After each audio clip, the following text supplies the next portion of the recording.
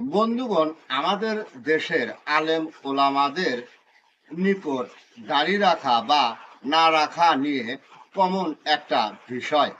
দাড়ির সাথে গিট্ট লাগানো হয়েছে নবীর সুন্নত। নবীর এই সুন্নত দিয়ে মোল্লারা ধর্মভীরু মানুষগুলিকে বুঝিয়ে থাকেন নবীর সুন্নত। কিন্তু শরীয়তের আইন ও ধর্মীয় দৃষ্টিতে জানতে হবে সুন্নত বিষয়টি কি।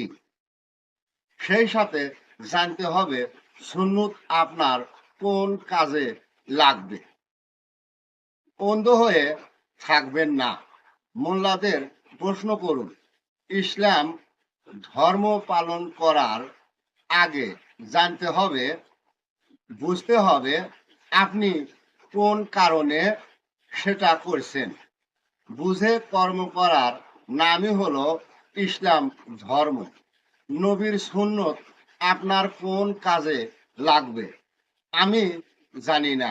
আপনার জানা থাকলে কমেন্ট করে যাবেন।